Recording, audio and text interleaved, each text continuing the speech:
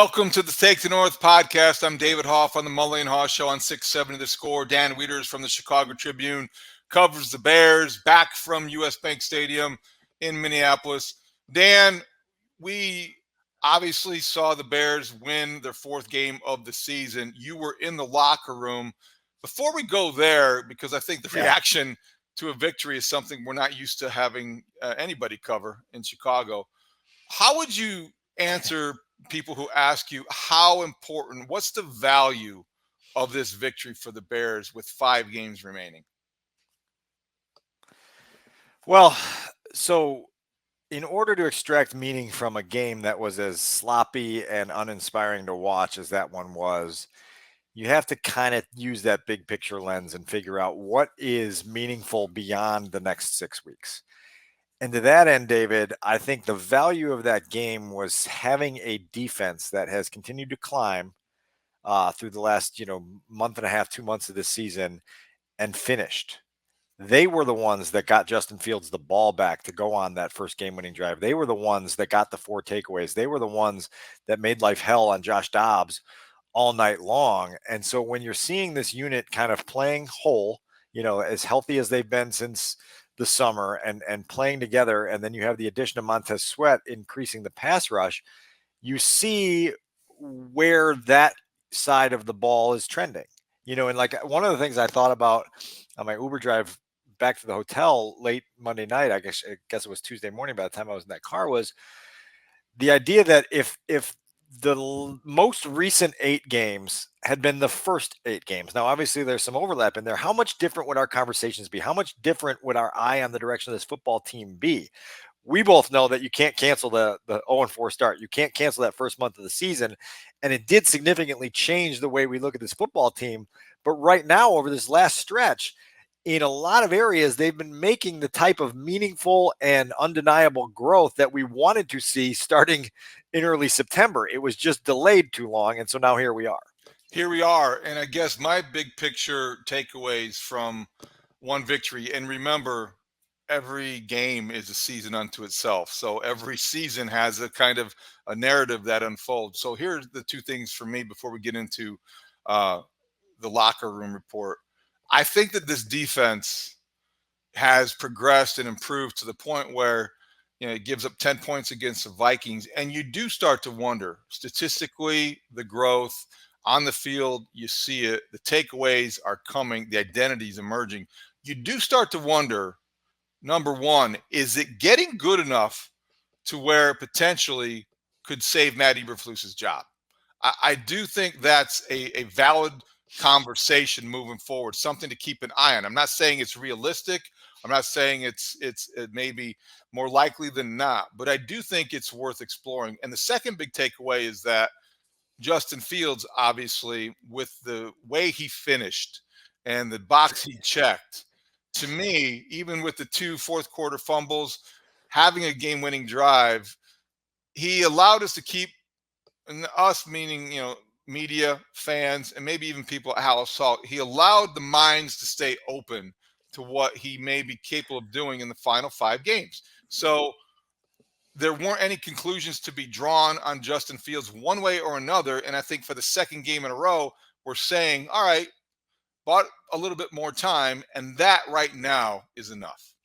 So I listened to you and Studs and thought you guys summed up Monday night appropriately with what we saw in all phases. I'm curious if you have any different perspective after sleeping on it a day later in terms of what that game-winning drive actually was for Justin Fields in the offense, because I've had more time to kind of let it sink in and digest and have my own thoughts, but I'm just curious if anything changes for you overnight or what you kind of see in this moment as we're talking now was the true significance of that drive. Well, I think the true significance to me, maybe it hadn't changed, and that was late, but I want to be sure that I remember correctly. I think that it was, to me, it outweighed the good, outweighed the bad, the positive outweighed the negative, without overstating either. I think you can't fumble in the fourth quarter, and Justin Fields has to protect the football. We all know that, but I think what happened then in terms of the resilience he showed is not insignificant. The leadership quality is a thing. And so when you take your team and you complete the 36-yard pass to DJ Moore, whether or not the Vikings were, silly for dropping into coverage and stopping the blitzing and all the things, I think that he still, if we're going to say at the beginning of the season and throughout the year that Justin Fields still has yet to do what he did on Monday night in Minnesota, and then when he does it, then we're saying, well, we're not that impressed. I think I'm trying to stay consistent with that. So I do think that is a case where he allowed us to keep the conversation going. There are no conclusions to be drawn. And frankly, had he not done that, and the two fumbles were the biggest takeaways, and they lost the game because they turned the ball over twice because of the quarterback, I think this would be a much different conversation. Yeah, so there's so much nuance to this, and I think it's important to kind of dive into that gray area for a little while. I obviously wrote all about the completion to DJ Moore late Monday night for ChicagoTribune.com, and just talking about the what the Bears hope that means in terms of a quarterback staying resilient enough to overcome two self-inflicted wounds to lead his team on a game-winning drive when they absolutely had to have it on the road, and then to hit that pass to DJ Moore. And you're in the moment there, and you feel the energy that brought to the locker room, the juice that was inside that locker room, with not only Justin feeling fulfilled with being able to bounce back, but his teammates feeling good for him. And that's a testament to what he means to those guys in the locker room. And I can't stress this enough, that from a character standpoint and a football character standpoint, Justin Fields is A++. You know what I mean? Like, the guy, in terms of leadership qualities and the ability to keep the belief of everyone around him, even when it may not even be fully justified, it's significant. It's got to be part of his evaluation, because it does show up in those moments late, and you don't see a defense kind of rolling their eyes and being like, my God, how long do we got to carry you, until you finally make this play. And so there is that. But then, like I say, I filed my column, and I was riding back to the hotel and thinking a lot about stuff, and thinking, okay, so what really happened in the late stages of that game? And what happens if the Bears defense didn't do its job after the second fumble? What if the Vikings had done their job and taken that key turnover, which they got in plus territory, and turned it into any kind of points? Even a field goal drive now makes it a game situation where the Bears need a touchdown to beat you. And the Vikings' inability to get anything more than a 3-and punt, and then, by the way, a bad punt where it was shanked out of bounds at the 22-yard line, optimized the Bears to go on that game-winning drive. The play before Justin Fields hits DJ Moore for the 36-yard biggest play of the game, both in gain and significance, Justin could have been called for intentional grounding. Yep. He's frantically rushed in the pocket and trying to get rid of it, and throws a ball that doesn't get back to the line of scrimmage. And it's a play that Kevin O'Connell argued the Vikings have been called for on intentional grounding earlier in the game. So if the refs pull that flag out on what could have been a very legitimate penalty, now all of a sudden it's loss of down, and you're facing 3rd and 28.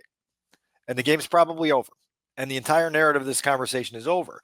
So it makes you ask the question, what is that one completion to DJ Moore worth?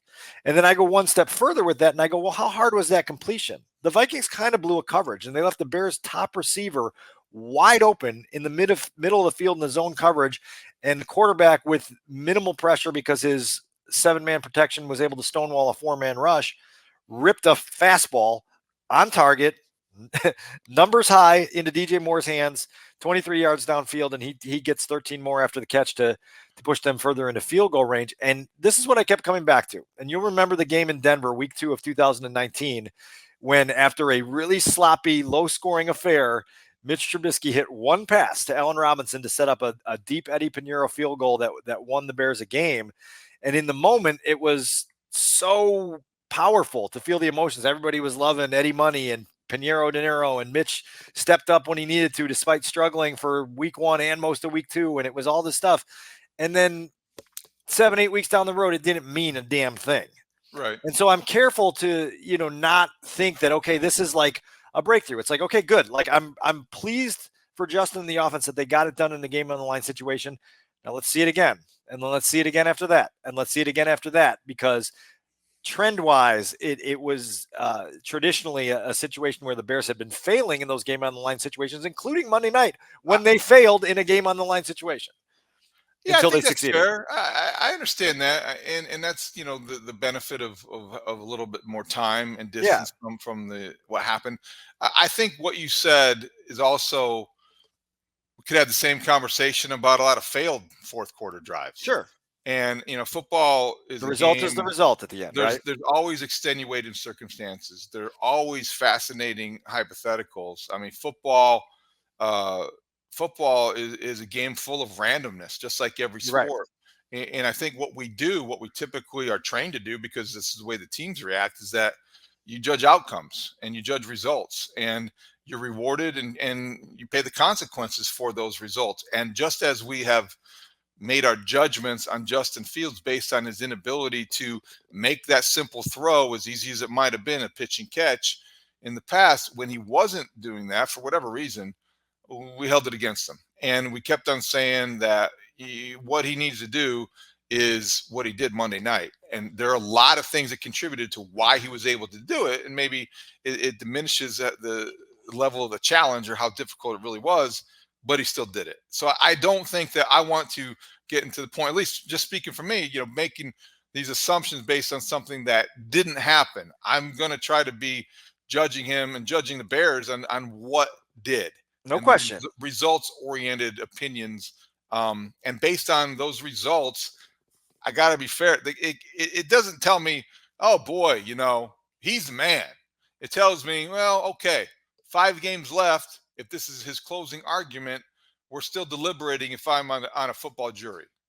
It goes in the plus category Yeah. without question. But the other things that did happen were those fumbles, and the first one, which he acknowledges, 4 snaps earlier, Roshan Johnson gets a ball punched out as the Bears are trying to go down for a field goal drive that would have put them up by 2 scores. And Justin says to him in the huddle immediately afterward, look, man, like, ball security is the biggest thing here. And then 4 steps later, he puts it on the ground, in a situation where he gets rushed and gets it slapped out. And you lose a fumble in a situation where I think everyone in the world knew at that point that the Vikings were going to go score a touchdown, right? Like, it was just the sentiment, like, okay, you just left the door open. There they go. The second one was just even more like I could feel in the press box at US Bank Stadium the collective stomach of Chicago drop. You know what I mean? When that hit was made and that ball squirted out, I could feel an entire city's stomach drop in that moment, going, oh my God, this guy got out on the run on a really nice scramble, got hit and lost a football on a potential game-winning drive. And here we go. Now look, again, like, he gets the extra chance.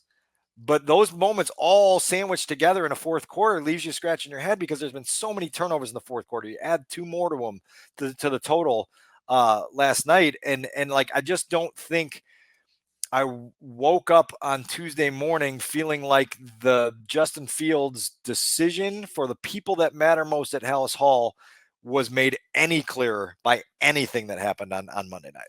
I don't disagree with that. I think though this is what we've been saying though pretty consistently all along. I mean, every week does not have to be a referendum on Justin Fields' franchise quarterback. And Yep. I think that it would be a mistake to exaggerate how important that completion was in terms of making any long-term projection for Fields, just as I think it would be premature to think that, by the same token, the second fumble, if you're like, okay, we're done. I think that it's an ongoing evaluation. And what happened on Monday night against the Vikings, I think that both sides of the Justin Fields argument, he can be the guy, he'll never be the guy. They got ammunition. Yeah. They can be the guys like, hey, look, 36 yards, DJ Moore. Hey, look, he's resilient. Football character matters. Leadership is big in a quarterback. Okay. Then the guys are like, well, no, that's never going to work because those fumbles, those fourth quarter fumbles. And did you see he overthrew Darnell Mooney and almost got him killed? So I mean, it's just an ongoing evaluation where you'd love to have conclusions. But if you're Ryan Poles, you're sitting there and like, yeah, your stomach drops when he fumbles, and then your blood pressure rises when he succeeds and makes that connection, because like, oh, he could be the guy. It was the essence of sports, and it was great, actually, theater and drama. But what does it mean moving forward? wait and see. We can't really conclude yet because it's an ongoing process. It's my understanding that Joe Buck didn't feel like it was great theater Yeah. based on some of the reports I had heard. But look, like, I think we are heading to a point here very soon now. The calendar is about to flip to December, which is the month that precedes January. The Bears have a lot of big decisions ahead starting in January. And we're headed to a point where I can't imagine, if I were Ryan Poles, getting much sleep with the gravity of the decisions that I would have to make. And you said something earlier about Matt Eberflus coaching this defense up in a way that potentially gives him an argument to keep his job beyond 2023. And I can't separate the coaching decision from the quarterback decision. And I think that's where this whole thing gets really peculiar and really interesting and really fascinating as it relates to Ryan Poles' mindset and philosophies, because those two decisions, I think in an ideal world, you would like to evaluate those two men in those two positions independently. And I don't think you can in this situation. And I think that's a weird place to be in as a franchise. That's interesting because I would maybe counter if we go down that road. Okay, say Matt Eberflus has the defense in 3 weeks or near the end of the season. Say the Bears overall a top 10, top 5 defense, which is conceivable. Yeah, for sure. The way they're trending and they're getting more turnovers and takeaways, and they're playing with the style that he promised when he took the job.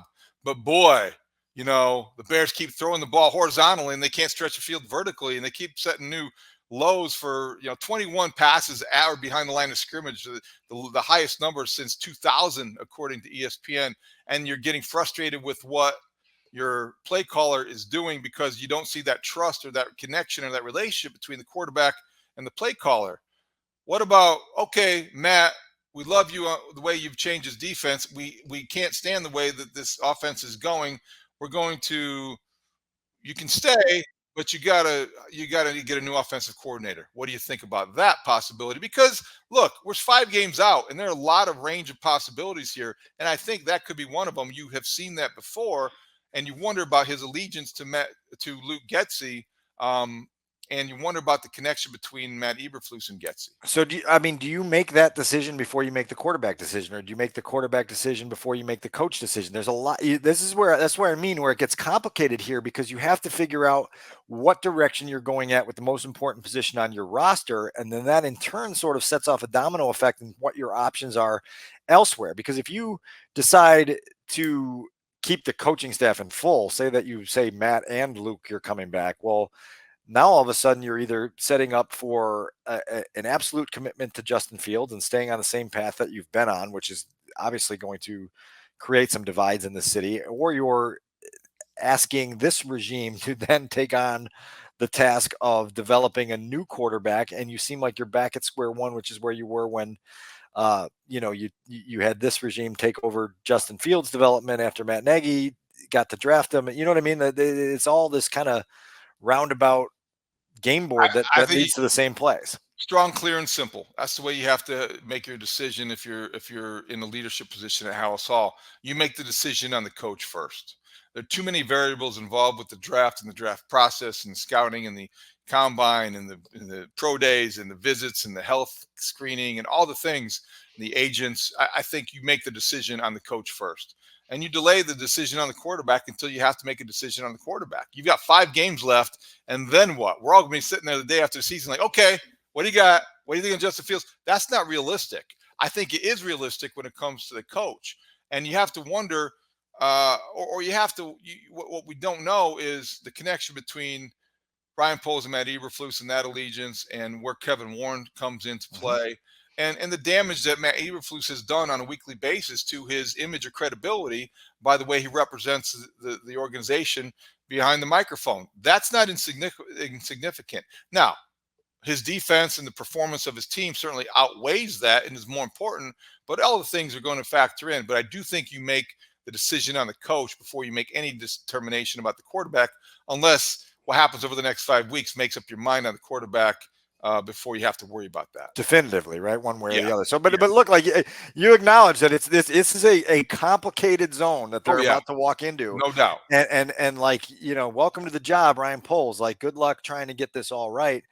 and figure it out. And it's going to be fascinating to unfold. Do you want to talk a little bit about the lateral passing game? Because we got some more insight on Tuesday afternoon from Eberflus at Haugh, and I know that was a point of contention for a lot of people in our audience. I would love to hear more about what Matt Eberflus had to say in explaining what was a frustrating thing to watch, and I interpreted it before I heard what he had to say on Tuesday afternoon as a lack of trust between the play caller and the quarterback, or Justin Fields is not a game manager. And when you have 21 passes at or behind the line of scrimmage, you're treating him like one. And basically you're saying, we don't trust you to throw the ball down the field. Maybe that's an overreaction, but that was my first one. So this is another discussion that I think is layered and nuanced in a very meaningful way, because I felt that there was a level of dismay that mushroomed on social media Monday night that was incongruent with what was being felt inside the building, particularly on the Bears sideline. After the game, I specifically talked to Justin and Matt and Cole Kmet and DJ Moore, and all of those players in the chess match that went on Monday night went into that chess match understanding that this was going to be a different game plan. The Bears tried something completely different 6 weeks ago against the Vikings, and we know what the results were. The passing attack was completely stymied. The quarterback was flustered. He was sacked a bunch, pressured more, and then hurt his thumb and missed a month of the season. They had to make an adjustment with their game plan to account for all of the pressure and the heat that Brian Flores was going to bring, and the way that they bring it from both sides, and doing things where it's either bringing everybody or showing it and then dropping out. And that, like that, the play that Justin got hurt on was it show it all and then drop back and then make the quarterback make decisions, which this quarterback over 3 seasons and 30 plus starts hasn't been great at. We asked Luke Getsy to adjust. We asked him to do these things to more suitably put his players in position to succeed. And that's the path they chose for that game on Monday night. Now, were there too many horizontal passes? Probably. Was it this disastrous game plan that it seemed to be made out to be in forums on social media? Absolutely not. I mean, Justin Fields surpassed his passing yard total. I think it was on the second drive from the first time that he played the Vikings 6 weeks ago, when he had 7 possessions and 2.5 quarters. So they obviously got some things unlocked that they didn't unlock in the first game. And now it's a matter of just finding the balance. And so on Tuesday, we had a chance to circle back with Matt Eberflus, who gave us some thoughts after the game on Monday. But usually a coach has a little bit broader of a perspective after he rewatches the film. And Kevin Fishbane started by asking, why weren't there more slants or shots over the middle? And Matt was very forward in saying, look, like he described it as packing the paint in terms of what the Vikings defense does at times with putting a coverage together that's got three deep in the secondary and 2 guys across the middle that takes away some things. And so he thought that it was wise of them to attack to the perimeter. He thought spitting the ball out, which was his phraseology for the last several days, to the skill on the outside and doing that would do things to loosen up the Vikings defense. I asked him as a follow-up, when you rewatched it, did you still find the balance of hitting some of those things horizontally while still stretching the field?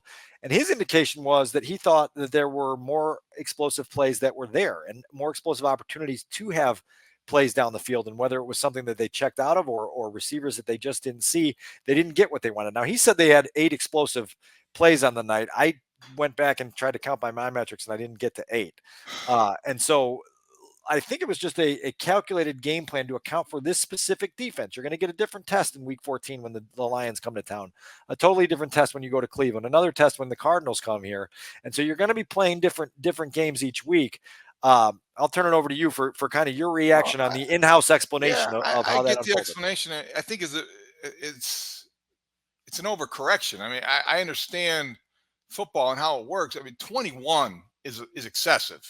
If that were between 12 and 15 or 10 and 12, I mean, I would get that tendency to do that to account for the things that he described.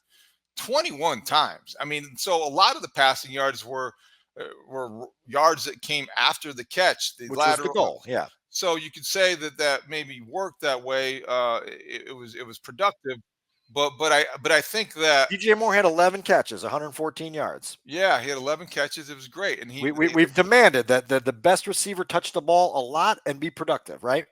Yeah, but you got to admit, I mean, this is like saying that this is not the way that it's typically done. I mean, this is unorthodox, totally unorthodox to get 11 catches and get your guy involved, your number one guy involved that way. I just don't think that you're going to make much progress against good teams unless you can throw the ball down the field. And yes, yesterday they proved one time really, that they can throw the ball down the field when they had to. The rest were very horizontal, and eventually that becomes redundant. And I just think that, it to me it was like, well, I just think it was too many, and I don't think I think it was just excessive number. 21 is a lot out of how many pass plays they ran. 68 plays, and 21 of those pass plays were at or behind the line of scrimmage. You were talking, that's a little bit around 30%.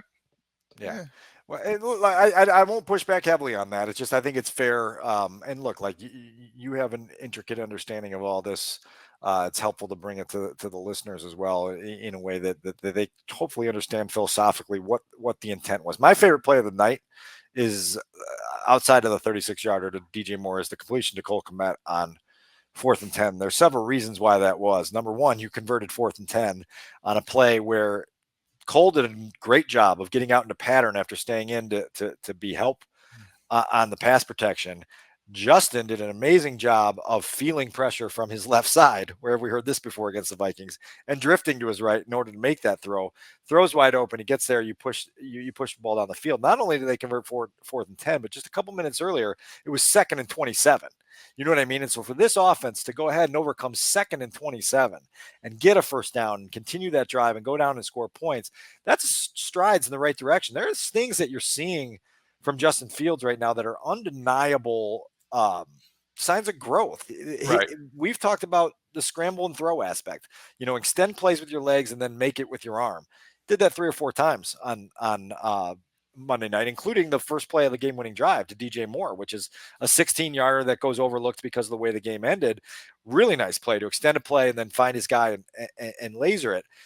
The question is just this hourglass that we keep talking about, is how much time is left to show enough growth to change the minds of the people that have to make these landmark decisions within a matter of 6 or 7 weeks here. And so this is it's all fascinating because it's all quickly leading to a climax of a movie that I think we all wish could last another 2-3 hours. And let's face it, I mean, there's also an element of reality that seeps in, is that your evaluation of Justin Fields will also be dictated by where you are drafting and how you evaluate the potential replacements, because life is all about what your alternative is.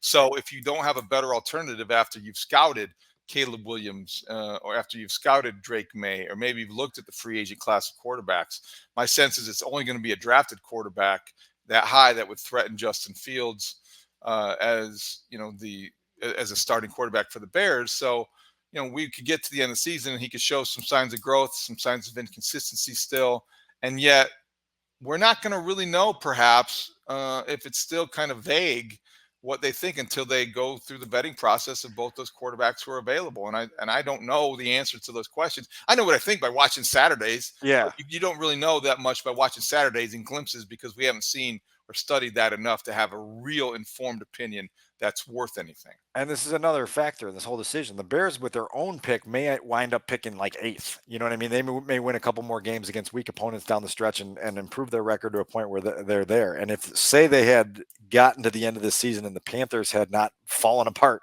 in a way that made them fire their coach after 11 games, and say they were picking like 9th and the Bears had the 8th and 9th pick, that also changes the dynamics of what decisions are available to you.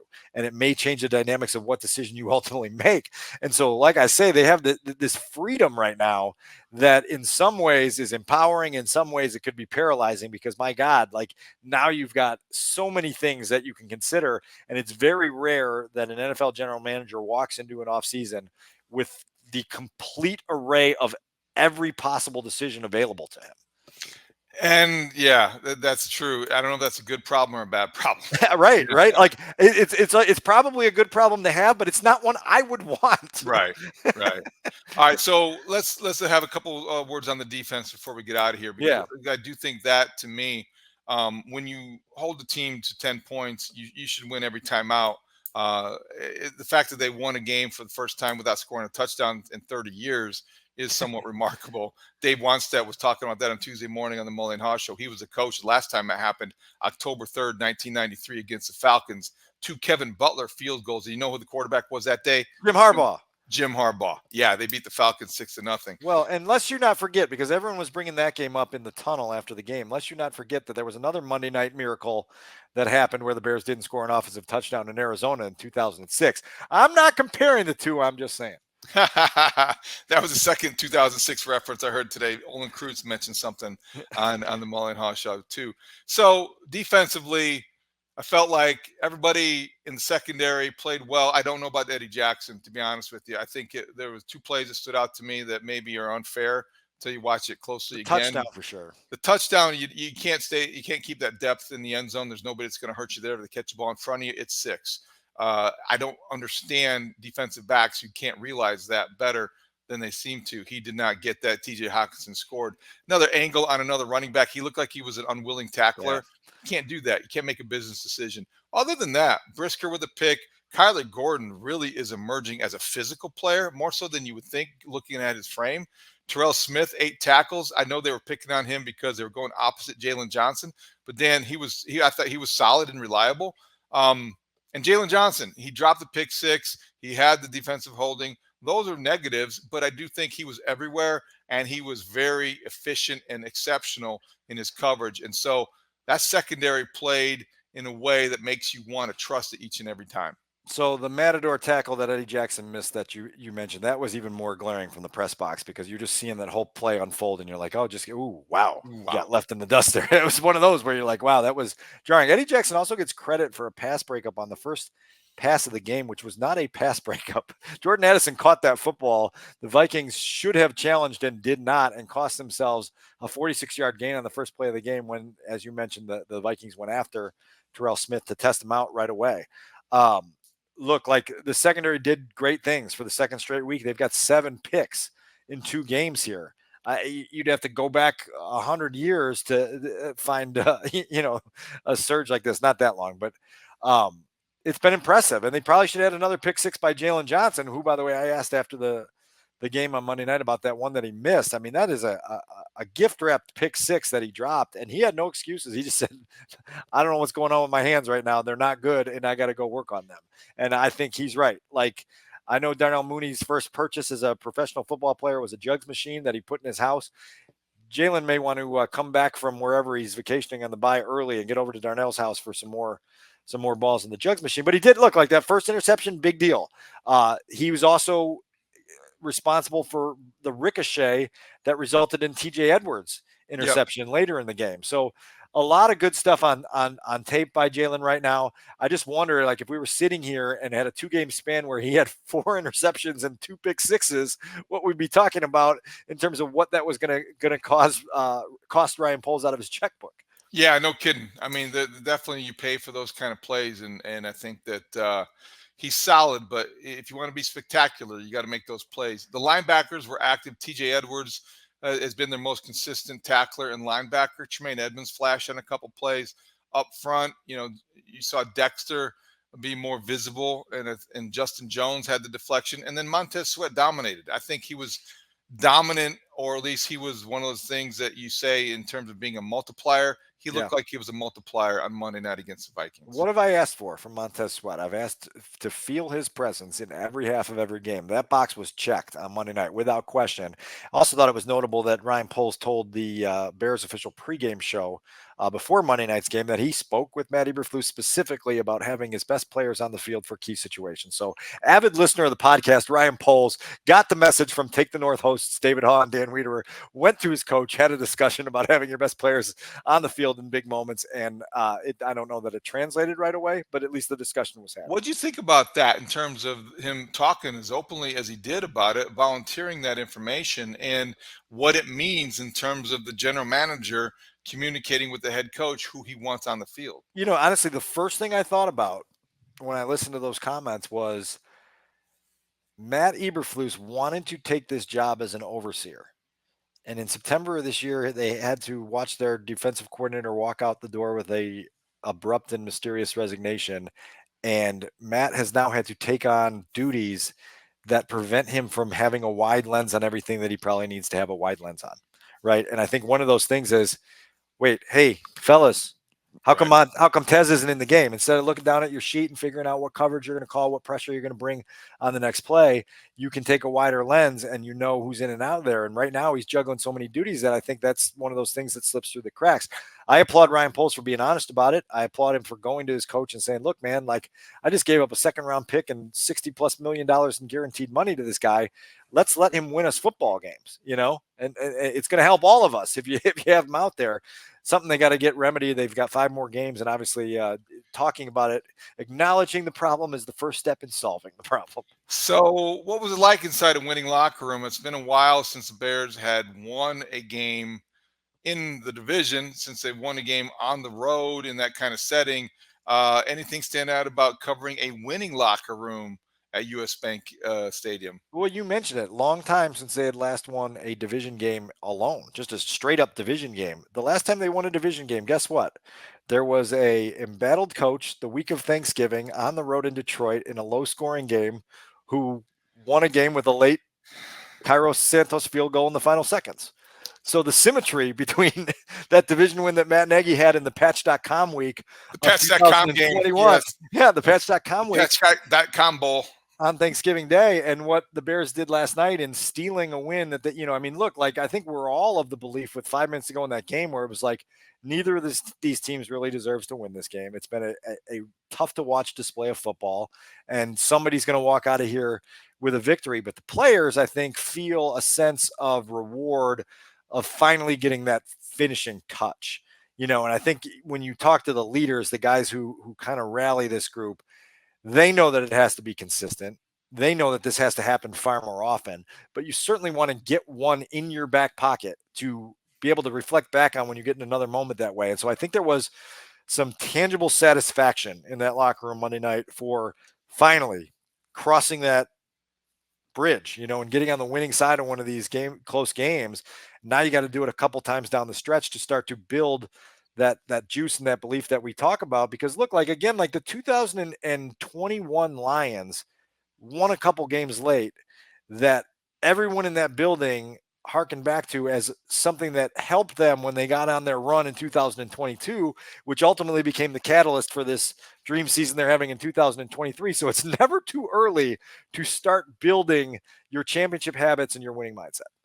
Anything else that we haven't talked about that happened Monday night on Monday Night Football or Tuesday at Haugh in the aftermath of the Vikings 12-10 victory over Minnesota? Yeah, the only other couple things in my notepad here. Number one, Tevin Jenkins obviously left the field for a couple offensive series. He said after the game to a pool of reporters that it was a stinger again. He looked to be in significant discomfort. And you remember he had that stinger a year ago in the game. I think it was against the Eagles where he left Soldier Field and had to go to the hospital temporarily. So Tevin's coming back into that game was a big deal. He's continuing to play good ball, but that's something to keep an eye on as we go forward. And then I was curious what your thoughts were on the 4th and 7 decision by Kevin O'Connell on the other sideline to go for it. Eddie Jackson kind of acknowledging to Brad Biggs after the game that looked like we were a little bit surprised by that. We thought they were just going to try to draw us into a penalty situation. And then when they snapped the ball, we had to go make a play, and they make a play they did and got off the field, resulting in good field position that the offense turned into points. I like Kevin O'Connell, but that was a dumb decision. You start out on the first series of the second half, and the first 4 minutes of the second half and the last 4 of the first half are when games are typically won, or you look for momentum swings, and he gave it back to the Bears. Now, if you make it, you look like a genius, but you got Josh Dobbs at quarterback, and you're in a game that's going to be a tight one. I don't understand why he didn't play the field position game at that point. 4th and 7 isn't 4th and 2, isn't 4th and 3. Not as easy to make, so I was a little surprised. And I think he kind of gifted that possession to the Bears. Look, for a while, the Bears weren't taking advantage of these opportunities, so maybe that was in the back of his mind. It was going to come down to which team wanted it less. That was a story of the game. It was as confusing as Matt Eberflus's inconsistency early. 4th and 10. Oh, let's go for it. Down they get the 7-yard line. Let's kick the field goal. I don't know that it was a clinic on head coaching acumen on Monday night, and that Kevin O'Connell decision to start the third quarter was just another example. And maybe that decision is a little bit different if there's a guy in a number 18 jersey wearing purple. By the way, footnote for all Bears fans, Justin Jefferson was activated off of injured reserve today. The Bears dodged him for 2 games. And so, yeah, we will have a little bit of a small footnote on that victory from Monday night. No Kirk Cousins, no Justin Jefferson, and the Bears still escaped with a 2-point victory. But, man, that's I wonder if in retrospect they regret not having Justin Jefferson available to them for even a half dozen plays, that could have made a difference in that football game, because I think they fall to 500 with the loss, and with their playoff chances kind of on that wobbly balance beam, they've got to figure out a way to play strong down the stretch. I also probably regret not having number 28 on the field. Adrian Peterson was in the building. Oh yeah, as I saw, but he's your guy. But they could have used him probably on a couple of occasions. Yeah, the Vikings fully regrets and kind of at a crisis because they're 6-6. They don't look like a playoff team though, even though they're in the standings and in the picture. Nick Mullins might get the job over Josh Dobbs because Josh Dobbs just really has gotten to be a turnover machine. You can't tolerate that. Anyway, that's the Take the North podcast on the Minnesota version. Yeah. Bears? One last thing on the Minnesota version, because this was the first time I was at US Bank Stadium since Kevin Warren was hired as the president. And so I took a little bit longer before the game on Monday to examine a bunch of crevices and pockets of that stadium. It just reiterated my belief that the Bears need to speed up their stadium process, because when you go into a building like that and you compare it to where the Bears have been playing their football at home at Soldier Field, with the differences in environment, the differences in the game day production, the differences in amenities for fans, the difference in everything that you experience in that stadium, you're just like, we need one of those here for the Chicago Bears, and it needs to accelerate. We need that to open as soon as possible. So some cool stuff kind of walking around that building with a new kind of perspective on Monday night. Maybe next time we'll talk about what Kevin Warren's role will be moving forward. As Albert Breer alluded to last week, as you kind of have good insight into the man, maybe we'll talk about that moving forward. There've been a lot of stuff swirling out there about what he will be doing in terms of his involvement in the offseason and those key decisions. So that would be a good topic for the next podcast. I think we're all set for this one though, because we covered a lot of ground. All right. So for Dan Wiederer, for Adam Szynski, our producer, I'm David Haugh. Thank you for listening to the Take the North podcast. You can get it on the free Odyssey app or wherever you get your podcast. You can watch us on 670 Score's YouTube page. We'll be back later in the week. And we also will be on the Score, 670 The Score and 670thescore.com on your free Odyssey app Saturday at 2:00 Central Time. You can listen to a half an hour best of the Take the North podcast. You can hear us again if you're out running errands or whatever you do on Saturday afternoons. Thanks for listening. We'll talk to you next time. Great talk. See you out there.